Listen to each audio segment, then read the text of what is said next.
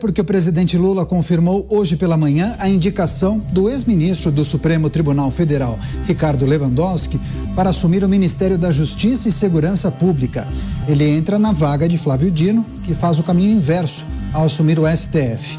A posse de Lewandowski está marcada para o dia 1º de fevereiro. O ministério deve ter boa parte da sua estrutura renovada, já que Lula avisou que deu autonomia total para Lewandowski montar a sua equipe. Vamos fazer o primeiro giro com os nossos analistas. Vamos a Brasília, Cláudio Dantas com a gente. Dantas, seja bem-vindo, ótima noite a você. O que podemos esperar dessa transição? E Lewandowski no cargo deve mudar muita coisa na pasta da Justiça e Segurança Pública, Dantas? Muito bem, Daniel, muito boa noite, Beraldo, boa noite, Mota, boa noite a toda a nossa audiência. Vai mudar todo mundo, vai mudar o time inteiro. Essa foi uma das condições colocadas pelo Ricardo Lewandowski logo que ele recebeu o convite do Lula, né? Você que nos acompanha no rádio e na televisão, você que é nosso assinante, já estava sabendo disso, né? Porque primeiro que o Lewandowski já era o favorito há um mês, o resto da imprensa ficou tentando emplacar o Capelli. Eu disse aqui que ele era o favorito, era o nome favorito do Lula, e que tinha um segundo favorito, Marco Aurélio, do Prerrogativas. Por que o Marco Aurélio não foi escolhido? Porque no Supremo, Marco Aurélio é visto como alguém ele é um porta-voz dos advogados e andou fazendo muitas críticas às prerrogativas dos advogados que estariam sendo violadas em alguns julgamentos no Supremo. Esse é um debate, inclusive, foi tema de uma conferência de advogados aí em São Paulo, Daniel. Então, dentro disso, ele foi preterido em função do Lewandowski. Lewandowski é tido pelo Lula como alguém da sua estrita confiança e que também vai pacificar toda essa briga que começou entre o PSB e o PT pelo comando do ministério, voltaram a tentar dividir o ministério e o Lula resolveu então colocar o Lewandowski, que ninguém vai ter coragem de enfrentar um ex-ministro do Supremo. E o Lewandowski vai formar já o seu time. O Capelli está fora, inclusive, da Secretaria Executiva, ele permanece até a transição, tirou férias e voltará só para a transição. Muito provavelmente o Lewandowski colocará no seu lugar o seu ex-braço direito ali, o seu braço direito, a pessoa de confiança, que é o Manuel Carlos, advogado, pós-doutor em Direito Público, é alguém que da sua estrita confiança também e que foi secretário-geral do Supremo. Tem um bom convívio com os tribunais superiores, então vai nessa mesma linha de manter, né, aí o diálogo muito estreito entre o Supremo e o Ministério da Justiça. Naturalmente, a gente está falando de Polícia Federal. O Lewandowski, ele tem duas missões. Uma, deixar muito claro para a Polícia Federal que é importante punir os mentores do 8 de janeiro e também produzir políticas públicas para essa questão da regulação das redes. Isso aí é uma urgência do Lula, é uma urgência também da cúpula do Supremo. Alexandre de Moraes e o Lula falaram disso no 8 de janeiro, naquelas celebrações, e isso se torna então uma das prioridades. Na verdade, é a prioridade zero. O TSE, inclusive, já está prestes a regular isso para a eleição deste ano. Então tem inteligência artificial, tem redes, discurso de ódio, fake news, toda essa conversa que a gente já sabe como é que funciona e que tem aí no PL 2630, vamos dizer assim, essa peça, né, esse Frankenstein que foi relatado pelo Orlando Silva, que precisa ser jogado fora. A gente já falou aqui, é preciso fazer um outro projeto, uma outra proposta mais simples, mais objetiva e que trate das questões que realmente importam, por exemplo, o anonimato das redes. Mas, enfim, falando de Lewandowski, essa é a missão e agora vamos aguardar a posse no 1º de fevereiro. Até lá, ele vai formar a equipe dele nova para substituir todo mundo. A outra peça fundamental nisso, só para encerrar, Daniel, é o secretário nacional de Segurança Pública, porque a segurança pública é a política mais importante para a eleição, para o eleitor hoje, para o cidadão que está refém do crime. Daqui a pouco eu quero saber sobre as repercussões aí em Brasília, no Congresso Nacional, os parlamentares e também os integrantes do Poder Judiciário que acharam dessa indicação de Ricardo Lewandowski. Vamos chamar o Roberto Mota no Rio de Janeiro. Mota, seja bem-vindo. Ótima noite a você. Queria também, naturalmente, pedir sua análise e avaliação acerca dessa indicação de Ricardo Lewandowski para a vaga de Flávio Dino no Ministério da Justiça e Segurança Pública. Sua avaliação sobre o perfil de Lewandowski e também quais os principais desafios dele, que assume a pasta em 1º de fevereiro. Mota. Essa notícia me lembra um poema, Caniato. Boa noite para você, boa noite para os meus colegas, boa noite para a nossa audiência. É um poema de Carlos Drummond de Andrade, que começava assim: João amava Teresa, que amava Raimundo, que amava Maria, que amava Joaquim, que amava Lili, que não amava ninguém. O juiz, que virou governador, que virou senador, virou ministro da Justiça e agora está na Suprema Corte. O ministro, que estava na Suprema Corte, saiu, trabalhou como advogado e agora virou ministro da Justiça. É um enredo que poderia se chamar O Pesadelo de Montesquieu. Montesquieu foi o pensador que bolou a divisão dos poderes, os 3 poderes independentes: legislativo, executivo e judiciário. Esse é mais um momento da gente lembrar o que diz Alexander Hamilton, um dos pais fundadores dos Estados Unidos, no seu artigo federalista número 78. Ele diz o seguinte: embora a opressão a indivíduos possa de vez em quando ter origem nos tribunais de justiça, a liberdade geral do povo nunca pode ser ameaçada pelas cortes, enquanto o judiciário permanecer verdadeiramente separado tanto do executivo quanto do legislativo. A liberdade não tem nada a temer do judiciário, a menos que ele se junte com qualquer um dos outros poderes. Isso foi escrito em 1787 e continua atual. Ricardo Lewandowski, jurista experiente, tem 75 anos, se notabilizou, claro, na Suprema Corte Brasileira e goza da confiança do presidente da República. Vamos chamar agora o Cristiano Beraldo. Beraldo, seja bem-vindo. Ótima noite a você. Esse giro inicial, quero pedir naturalmente sua análise sobre essa indicação do presidente da República. Ricardo Lewandowski será o novo ministro da Justiça e Segurança Pública a partir de 1º de fevereiro. Boa noite, Caniato, boa noite, Mota, Dantas, e boa noite à nossa querida audiência que nos prestigia todas as noites aqui nos Pingos nos Is. Olha, essa indicação era esperada, nós falávamos sobre ela, né, o potencial disso ser confirmado, tendo em vista que haviam ali 2 candidatos mais fortes, Ricardo Lewandowski, ex-ministro do Supremo Tribunal Federal, e o Capelli, que era o número 2 do Ministério, sob a gestão de Flávio Dino, que agora foi para o Supremo, mas que não tinha o perfil, digamos assim, necessário, a proximidade necessária do presidente da República para garantir essa indicação.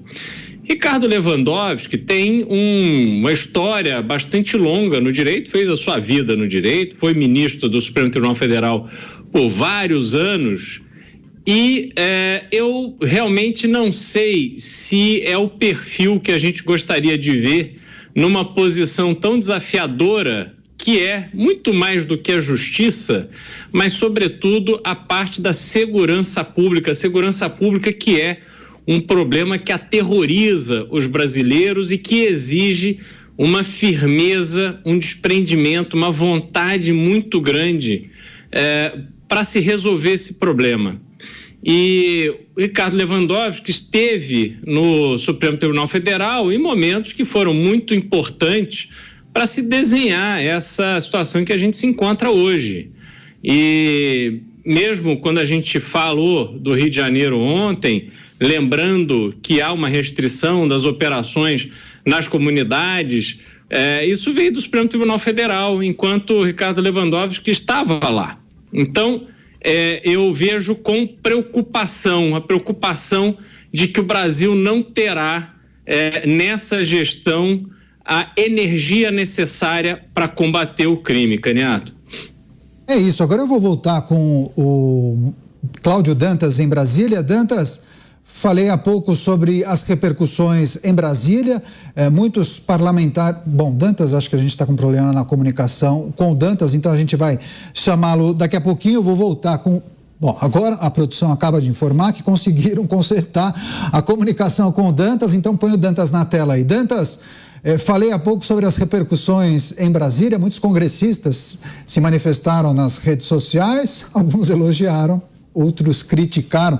Também, da mesma forma, integrantes do Poder Judiciário, magistrados, juízes de primeira instância, enfim, juízes de cortes superiores, além de muitos integrantes da advocacia. O que é possível destacar em relação a esse burburinho após a indicação do nome de Ricardo Lewandowski? Vai acabar o burburinho, na verdade, Daniel. Nós tivemos aqui naturalmente uma disputa que durou algumas semanas, né? Talvez até um pouco mais de um mês, a disputa pela sucessão do Flávio Dino, e é uma disputa fratricida, né? Uma disputa entre partidos da base do governo, né? Então essa disputa ela é jogo baixo, tem todo tipo de informação, de desinformação, mas ela acaba agora. Ela acaba agora porque, com a escolha do presidente, é uma característica dos partidos de esquerda se submeterem a essa escolha e não criarem mais problema. Nós tivemos manifestações da oposição, até o Sérgio Moro se manifestou, ironizou, né, o fato de Lewandowski virar ministro da Justiça e ele ter sido tão criticado por ter virado ministro da Justiça do Bolsonaro. Naturalmente, vários integrantes, vários parlamentares da oposição também lembraram, né, decisões do Lewandowski, recentes, decisões que beneficiaram diretamente o Lula, decisões da Lava Jato e decisões também daquela operação spoofing, né, do hacker que usaram aí, acabou roubando mensagens, né, dos celulares dos investigadores, e essas mensagens, mesmo ilegais, foram utilizadas para anular processos. Então, é como funciona a política, né? O que vale para mim não vale para o outro, mas vale para a guerra política e ganha quem repetir mais vezes, quem for mais enfático, quem tiver a melhor estratégia de comunicação e, naturalmente, quem tiver a caneta na mão. Pois é, agora, Mota, muitos setores da sociedade esperam uma gestão, digamos, mais firme. O Beraldo usou a palavra energia, né? Ter uma gestão em que você consiga empregar energia para combater a criminalidade, algo que a gente tem falado de maneira recorrente aqui no programa.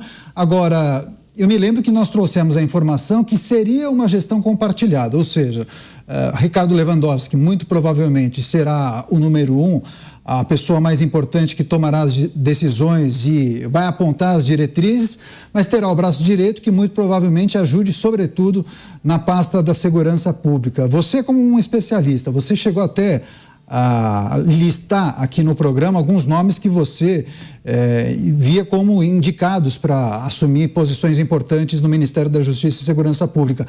Quais são os itens fundamentais para os quais eles precisam se debruçar? Daniel, eu acho que o Brasil corre pouco risco de ver nos próximos anos qualquer movimento de endurecimento onde importa, né, no combate ao crime, que é na legislação e na aplicação da legislação. Eu acho que nós vamos continuar assistindo a repetição de coisas que não têm a menor chance de funcionar. Eu dei um exemplo de como isso acontece até nos Estados Unidos, né? Uma prática que o governo americano recomenda que não seja adotada, porque tem o efeito oposto ao alegado, ela continua sendo adotada por cidades e estados nos Estados Unidos e em vários outros países. O Brasil hoje se encontra nessa situação de uma quase falência total do sistema de justiça criminal. Felizmente, o Brasil ainda tem muitos homens e mulheres, incluindo juristas, magistrados, policiais, promotores, que sabem muito bem o que precisa ser feito e que trabalham noite e dia para diminuir esse prejuízo. É o famoso enxugar gelo. Mas se você não enxugar gelo, daqui a pouco a sua casa está inundada com a água que sai do gelo. Eu citei aqui excelentes exemplos, né? São locais no Brasil onde a excelência está sendo colocada no combate da criminalidade. Eu citei o exemplo de São Paulo, com o secretário de Segurança, capitão Derrite, o exemplo do Estado de Minas Gerais, com o secretário de Segurança, promotor de Justiça, Rogério Greco.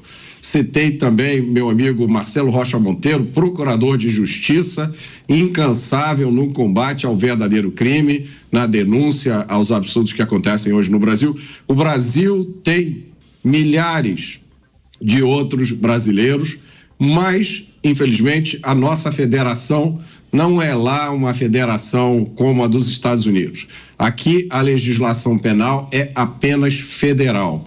Então basta um grupo de lobby no Congresso Nacional trabalhando noite e dia e ninguém pode fazer nada porque a lei determina a criação de benefícios, privilégios inaceitáveis para os criminosos brasileiros, sobre os quais eu tenho certeza a gente ainda vai falar muito hoje. Certamente, e é importante destacar que nós estamos na torcida para que o ministro consiga, digamos, superar os desafios que são muitos, aparar as arestas, que naturalmente ele vai identificar nessa pasta e promover uma integração. E é disso que eu quero tratar rapidamente com o Cristiano Beraldo.